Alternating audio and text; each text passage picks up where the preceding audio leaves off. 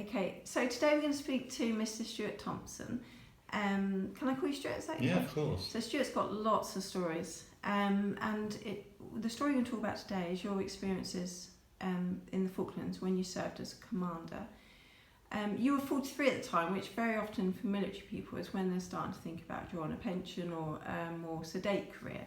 So you're 43, it's the Falklands conflict. I wonder if you could sort of explain your role. Well, my role was that of the logistics officer or supply officer of HMS Fearless. And I had joined HMS Fearless the year before, and so when the Falklands happened, I was already in the ship. So there was no real change there. And what was the role of your ship exactly? It's a landing platform dock, 12,000 tons, and it can land troops and tanks and everything it was an assault ship essentially, and therefore you do need that if you're going to do anything amphibious and achieve anything. Okay, that's lovely. So you were tasked that you were going to be going to the Falklands and taking a landing team down there, is that correct? Well, the ship was, yes, and normally the ship has about 500 or 600 people on board, but in the last few weeks before the Falklands we overloaded, and I think when we arrived in San Carlos on the 21st of May we had 1,780 people on board. Wow, so you were quite overloaded. And what was the makeup of those officers and soldiers? Who was it made up of? Where? From what military? Well, a large part of them were Royal Marines. We had the SAS. We had one or two small units, and we also had a lot of the Blues and Royals. Okay. And what was the atmosphere? What was the feelings on the way down to the Falklands once you'd got underway from Portsmouth? Yeah, so that was getting underway from Portsmouth was ceremonial, if you like. Lots of bands playing and families waving and all this sort of stuff. And so we were all lined up on the deck in Procedure Alpha, and but once we got out towards the NAB, we were all fallen out, and we all went down to write letters to our wives and that sort of stuff. I think the general feeling, if you're asking about mood, was that there was a mixture of sort of bravado and trepidation, if you like, and a lot of people believed what they'd read in the papers is that it was all going to be over in a few days and we'd all go home. A lot of us, particularly older ones, didn't feel that was very realistic, and that I remember feeling myself that we would lose a few ships. Right, because you had served in a previous conflict, hadn't you, Stuart? Yes, I'd served in the Borneo confrontation, and that was for 18 months in the early 60s. So I did have some experience, but not experience of the sort which we were about to have. And why did you think it wasn't going to either stop before you arrive or it wasn't going to happen? What was that based upon? Well, it's whether the Argentinians would tamely give up and go home. So I didn't think that was going to happen. So therefore it looked as though we were going to fight anyway. And you spoke earlier about if we had decided not to challenge them and take the Falklands back, how would that make you feel?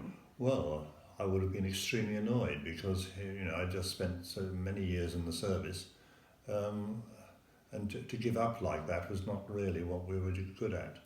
Yes, that's nice to hear. So it took you a while to get down there.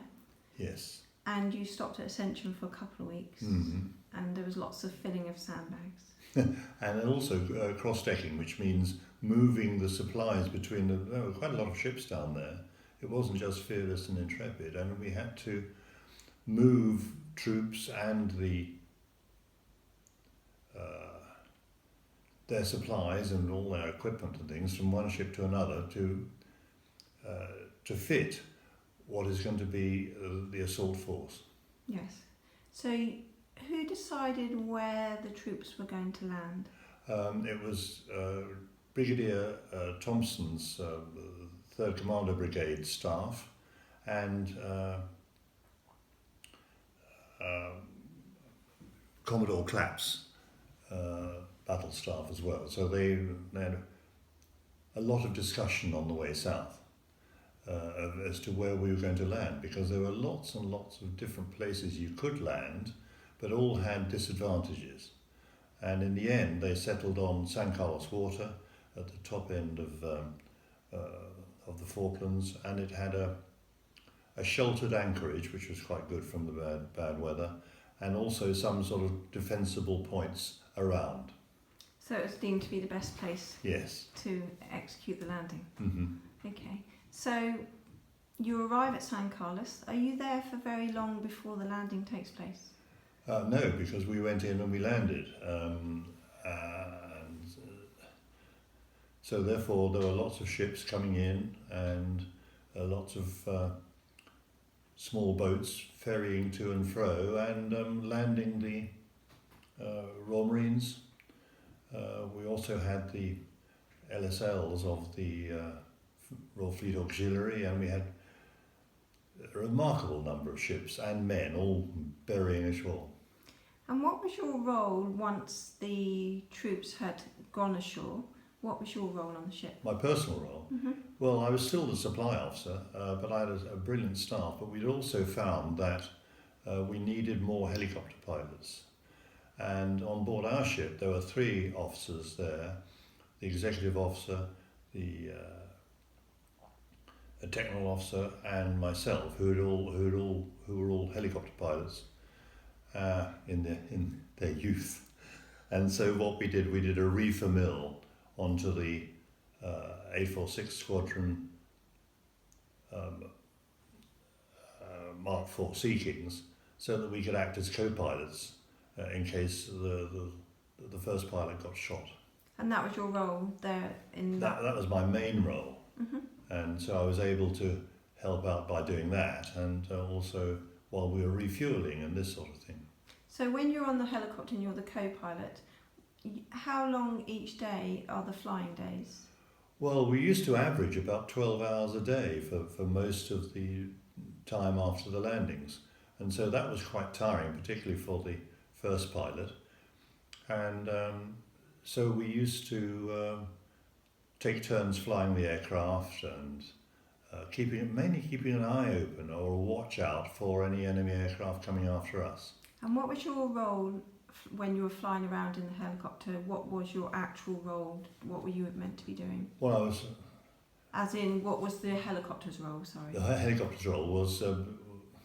it was taking troops, ammunition, guns, vehicles, anything which required doing. Also casualty evacuation, that sort of thing. Yes, it sounds like it was a full-time 12 hours. Mm.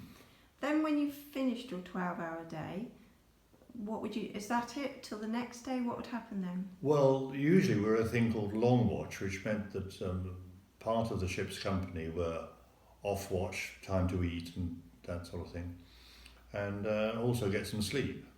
So that's what we did. I do remember that everyone was very busy, but we're actually quite cheerful. Why do you think that is? Well, because we had things to do. We hadn't been blown up yet. That's a good reason to be cheerful. Yes.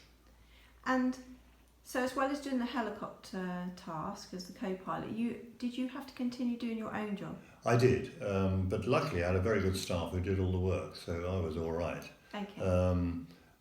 But I think I had about 180 men in my department, and they were absolutely brilliant, and they were all young, but very resilient, and I was very proud of them. And how much sleep did you get each day? Well, I usually got about 4.5 hours. And how long did that go on for? About 10 days. Right. That was the thing, but it's actually, in the Navy you get quite used to sort of grabbing sleep where you can. and when you can. Right. So if for instance, they were doing something to the aircraft and, I could curl up in a corner. And just get 10 minutes shut-eye. Yes. Like a power nap. I still do it. Yes, that sounds good. So, for 10 days constantly working away, keeping the troops on the front line, supplied with everything they need, and bringing casualties back. Yes. Yes. Were you kept up to date with what was actually happening on the ground? Yes, we had a very articulate captain, Jeremy Larkin, who did a small broadcast on the ship's television system, which was piped to all the mess decks. So everyone who was on board in the early evening could get a proper briefing on what was happening. Besides, during the day, sometimes there was air raid warning red, there's nasties coming in from the west. But Jeremy Larkin was able to give a considered view of how the day had gone and what we were going to do tomorrow. And do you think that was important? Well, I thought so, and I know that the ship's company did. I mean, when I speak to my cooks and stewards and stores accountants, and in fact, being kept informed is almost the most important thing. Definitely. And did he give them any sort of morale boosting comments? No, he didn't shout up and down. He just said, "Remember your training and do it." Well, it's that simple, isn't it? Really? Okay. So, went on for about 10 days, kept informed day to day from the captain. Mm-hmm. When did you know that the tide was turning and there was sunshine ahead? Well, we always felt the tide was turning because by that time we were advanced as far as Mount Kent and various other places, but we knew that after the battles of Tumbledown and Estancia and that sort of thing, that they were being beaten backwards. But on the 14th, we heard on the radio that white flags had been seen over Stanley, so we were all quite cheered by that. And from the air, you could actually see whole files of men, of Argentines, retreating towards Stanley. And how did that make you and your troops feel? Well, I think that we were very pleased because we had a great hope that nobody else would be killed. And that was coming to fruition. Yes. So